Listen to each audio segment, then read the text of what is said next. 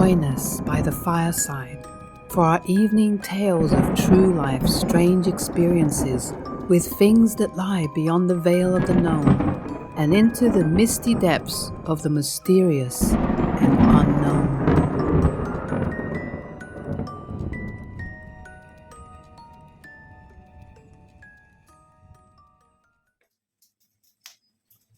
The Hawkman. When I was 17, my friend and I were walking down the street, and it was quite close to my house, and it was about 1 a.m. We lived in a rather dense neighborhood, and it was dominated by three-decker houses. We came round a corner to see this huge man. I mean, he was like the size of a bull, and he was on his knees, kind of hanging over a woman who was on the ground. He was furiously smashing her head into the concrete sidewalk. When I say this guy was bull-sized, his muscles were just huge and they were bulging. I've never seen anything like it. He reminded me of the Incredible Hulk, only he was not green. He was red. It was like his skin was kind of red. Red as if he was, had heat stroke or something. We screamed at him right away, even though we were terrified. He looked up, and I will never forget that face. There was snot pouring out of his nose.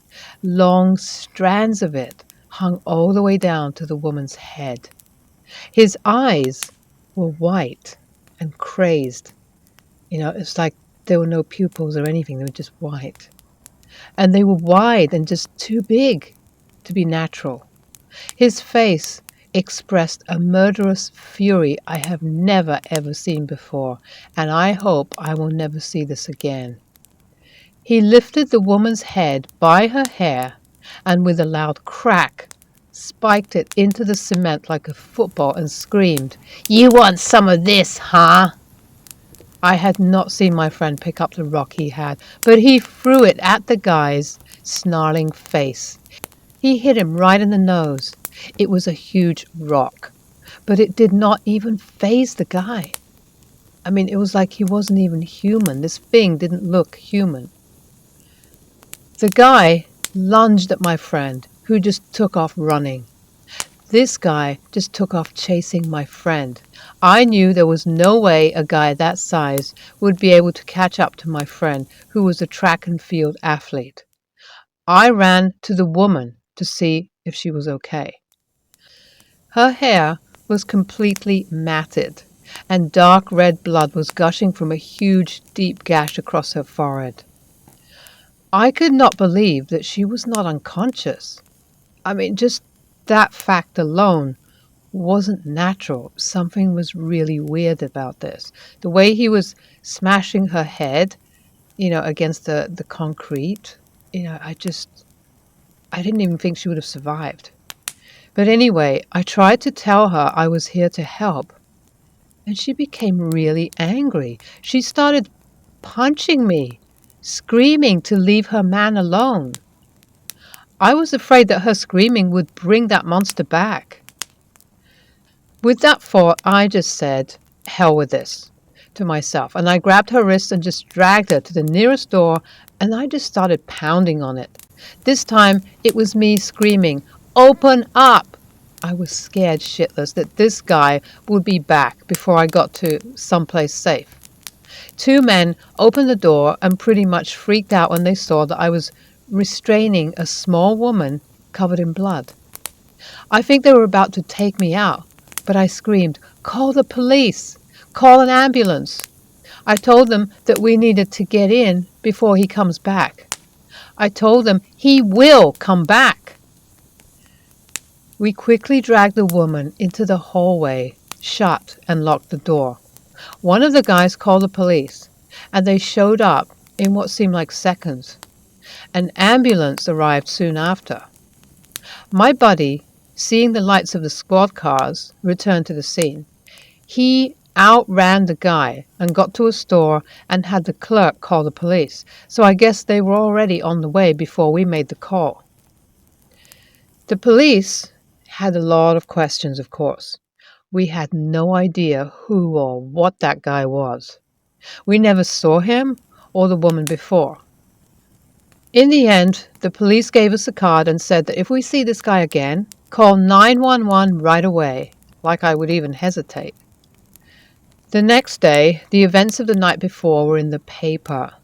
I read the article sitting on my porch. It said that the woman was in critical condition. It mentioned my name as well as my buddy's. It also said that the man was yet to be identified and was yet to be apprehended. Here is the part that really messed with my head. The place where this happened was 1 block away from my porch.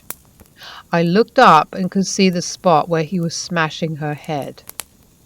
I remember thinking, that psycho is still out there, and looking down at the paper, he knows my name. 2 weeks later I turned 18, and I was on a plane to boot camp. This guy, whatever he was, human or otherwise, I don't know, paranormal or I don't know. He scared me so much that I just left. That was it.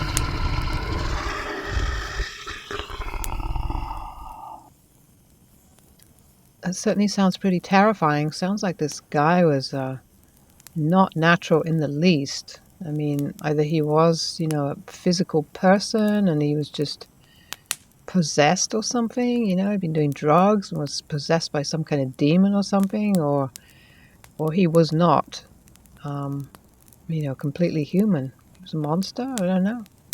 Sounds like almost like a cryptid or something. Humanoid cryptid, Hulk type thing. Wow, that was probably a good idea to get out of there as soon as possible and just move away.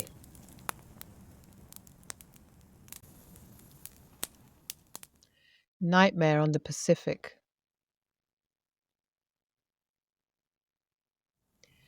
I was just staring out into the darkness of the ocean like I did for the past 4 hours.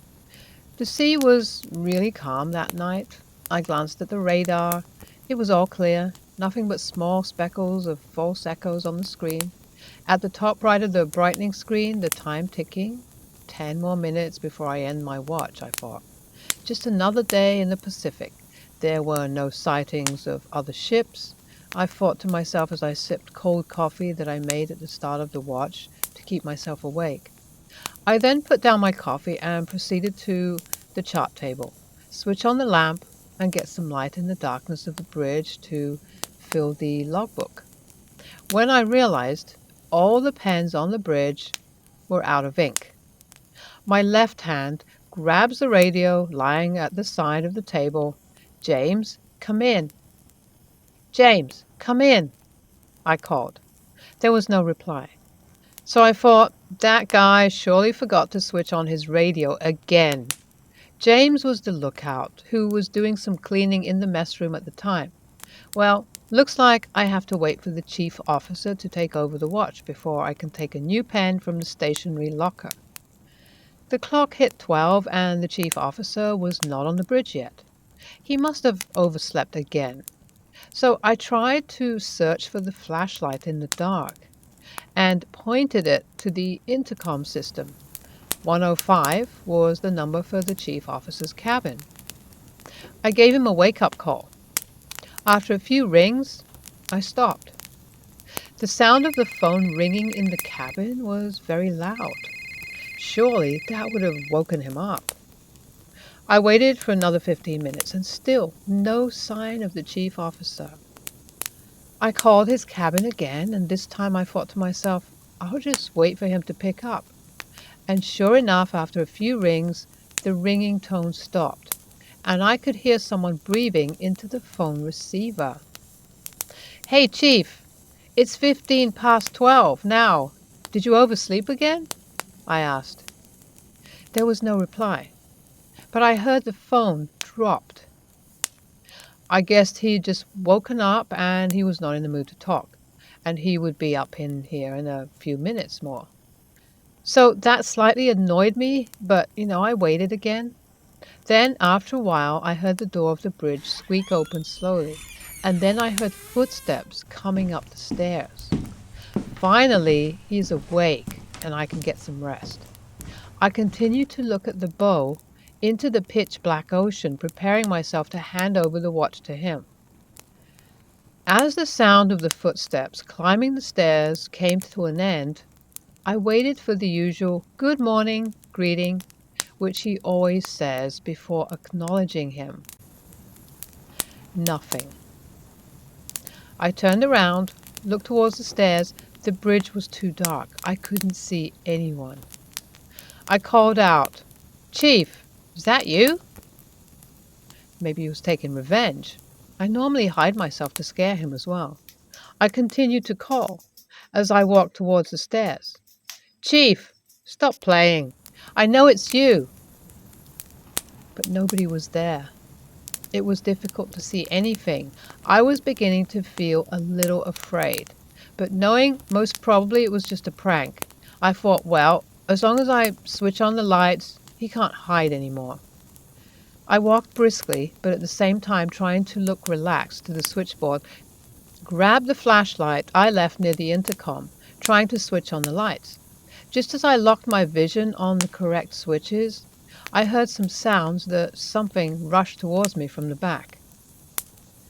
When I slowly regained consciousness, I felt pain on the back of my head, and I just sort of squinted as my eyes adjusted to the brightness of the room. I realized I was lying on the cold cabin floor. I looked around and slowly it came to my senses that this wasn't my cabin. I was trying to comprehend what had happened. The last thing I remember was someone knocked me out. Could it be pirates? Could it be stowaways trying to rob us? I told myself to be calm and scanned the room. Still couldn't tell whose cabin I was in. I tried the door. The cabin door usually only locks from the inside, so I was able to open it with ease. I took a peek outside. It was still the same alleyway I was familiar with. It was the ratings deck alleyway. It was still my ship, and I was able to recognize that I was in the cook's cabin. I went to the next cabin, the steward's cabin, trying to ask for help or get an understanding on the situation. I tried to call out as quietly as possible and knock discreetly, trying to make contact, but at the same time to be sure I didn't alarm anyone. But no one answered. I tried to open the door, but it was locked from the inside. I thought to myself, I need more time to think, and I felt the safest place was to go back to the cook's cabin and figure it all out, as if the captors came to look for me, they will not think that I tried to escape. That was my logic at that moment. I went back into the cook's cabin and locked the door. I looked around and I realized the room was exceptionally neat. Everything was properly arranged and there was a note on the table which I missed earlier time. It said, "Kill him." I panicked. What does this mean? Was the instruction to kill me? I was the only person in the room. I decided it was no longer safe to stay in the cabin. I needed to find my colleagues. I went out again and tried to unlock all the other cabins on that deck. All of them were locked. I grabbed a fire axe from the wall when I heard someone shouting on the radio from the lower deck. I walked down to the stairway to the lower deck. I peeked through the stairway and scanned the surroundings. No one was there. There was a radio lying on the ground. If I had the radio, I can get some clue of the movement of communication of my captors. I managed to reach from the stairway and picked up the radio. It was James's radio. At the moment, all kinds of thoughts started running through my mind. Where is everyone? Are you okay? Are they all still unconscious in the locked cabins? I reduced the volume of the radio and slipped the radio into my pocket. When I felt a key, it was the key to my cabin. At the same time, I remembered I had the master's key in my cabin. So, armed with the fire axe, radio, and my cabin's key, I slowly tiptoed back up to the ratings deck, then further up to my own cabin on the officer's deck, the upper deck. I tried to be as quiet as possible, slowly opened the door, and got in. Everything was just as where it was supposed to be. All my belongings, valuables, just as they were. It wasn't a robbery or pirates. If it was them, they would have ransacked the place by now. I looked out from the porthole in my cabin. It is still dark, no lights. We still have to be in the Pacific, I thought. Ring. Someone is calling. Ring, ring. I realized it wasn't my cabin phone, which was ringing. It was coming from another cabin. I hid in my cabin for a while more, as I expected the captors to pick up the phone. After a few rings, it stopped. Did not hear any movement towards the phone. I hid in my cabin for a few more minutes before gathering the courage to peek out to the alleyway again. All was clear. I grabbed the spare master key and the fire axe. I decided to try the cabins on the upper deck. Maybe my colleagues were there. I went to the chief officer cabin, which was the closest one to mine. It was locked as well. But this time I had the master key. I jiggled the key into the lock and opened the door. I slowly pushed the door open. The cabin lights were on, but no sign of the chief officer. Ring, ring, ring. It shook me again. Somebody was calling again, and it was the chief mate's cabin. I rushed to the phone and I picked it up, trying to silence it. I took a deep breath and I picked up the handset. Hey, Chief, it's 15 past 12 now. Did you oversleep again? Oh my God. My eyes were wide. My throat was dry. I felt the adrenaline rushing in my blood as I dropped the phone with a sense of dread and backed towards the hall. That was me. I just called the cabin. What the hell is happening? Well, later on, I woke up to find myself in my bed, and but this was not a dream. I don't know what happened. I can't explain this experience, but I know that it was real and it was not just a dream. It was as if something had moved me there, just placed me back in my room, or perhaps I had gone there myself and just, I don't know. I can't explain this experience, but it was so incredibly vivid, and I know, as I said before, that it was not a dream. Well, that's a very nightmarish kind of experience, and particularly so because you were all alone. Um, and then with this weird kind of stuff going on, this reminds me of when people have experiences with astral projection, out of body travel, and I wonder if this is what happened and that you were actually not in your physical body. You were in the same place, but it was maybe slightly different because it was like a, I don't know, astral version of it, of the room, of the place you were at. And that's kind of what it reminds me of. I wonder if your body was actually asleep somewhere, back where you left it. Pretty fascinating. But anyway, that was just a thought, just what it reminds me of. Something was watching me. I was working as a fire safety advisor for a local fire department on a location where a movie shoot was going on. So part of my responsibility is to ensure that the site safety, electrical safety, and workplace safety is, everything is up to par. One of the duties I do is to perform a site survey and walk the entire perimeter and assess the contents of the house itself to see if there's any potential issues that would cause an injury. There was a very heavy feeling from the time that I got to the house. This is actually a well-known house in that area, and it is kind of known to be haunted. But I'm not going to say what house it is right now.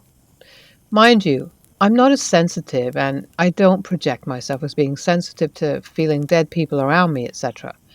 I started in the basement, on my rounds, which is very creepy to say the least, and it has a narrow stone-laden pathway that curves to the left all the way down a full story with a dirt bottom floor. I then made my way up to the various stories of the house via the stairs, which, there were a total of 3 occupied floors, and the attic made it 4 floors. While I was making my way up the stairs to the attic, I could immediately sense that something was watching me. As I came around the first turn to enter the attic through a door, this is a fully upright attic that you could walk through with floors and everything.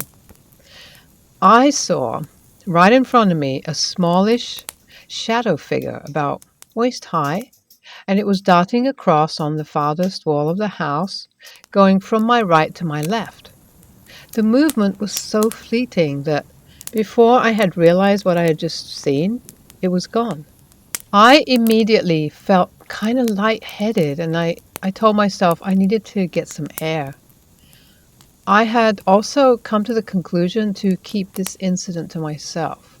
I mean, people look up to me as a technical advisor for scene safety. They don't need to believe that I've lost a screw somewhere by seeing ghosts or shadows. I made it outside finally, and I took in a deep breath, and I just felt the relief because that had been so heavy in there. 2 women, makeup artists I think, were talking on an adjacent wall. Their attention was drawn to me, and one of them queried, "Wow, you look as though you just saw a ghost." I couldn't deny it, and I replied, "Yes, I think one ran right in front of me up in the attic." They both looked at each other, then the house, and then me again, in astonished fear. They said nothing more, but they fully believed what I had experienced. Now, the owner, Kay, had shared with me some of the unexplained happenings that occurred in the house. For example, there was a housekeeping crew that came in and they would routinely hear the vacuum go off and on and or move around. They also would hear footsteps and the sounds of like people moving around on the floor above them. When I was walking around with the owner, I noticed 2 items that of immediate concern to me. The first one was a Ouija board that she had laid out on a table in a later added multi-purpose room towards the front of the house. I asked her where she got this from, and she told me that she picked it up at an antique store locally. I told her to return it immediately to that antique store. The only way that you can get rid of the Ouija board is to have somebody else accept the board from you. I told her that would probably help her with a lot of the activity that's in the house right now, because there may be attached energy to the board. Usually bad. The next item was towards the back of the house in a laundry type room. I noticed a photograph of the original owner. Now, I don't necessarily feel this way about people just because they've died. However, this person had a really menacing, mean, angry look on his face. I mean, he was just the meanest looking person in the world. And you can be sure he does not like all these people walking through his house. I told her to get rid of it or to remove the picture to the outside and burn it or throw it away. But burning is usually the best option. And she did just that. Immediately, it was evident that this owner didn't know what she was dealing with. This is one of the original houses in the neighborhood that we were filming at, and it had been here for over 100 years. The original owner, judging by his appearance, I'm sure, was responsible for some of the goings-on that were happening at the house and that included scaring people. The noises upstairs and the activity with the vacuum. It was learned later that his wife's mother lived and died in one of the most active rooms on the second floor. The house was recently featured on Ghost Adventures with Zach Bagans. And Zach even said that it was the most active houses, haunted houses he had ever seen. In fact, before they had even set up, they actually captured something outside, which was a first for them. I tried to do an investigation one time, but the owner refused me access to it. So that's my story, and nothing more happened after that. Nothing followed me home, and as far as I'm aware, things became rather quiet after the owner got rid of the photograph and the Ouija board.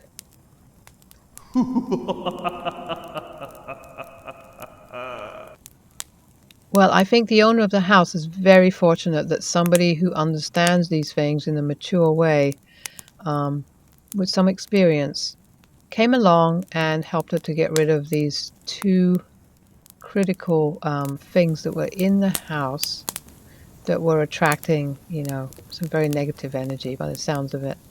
So that was great. She should be very grateful for that.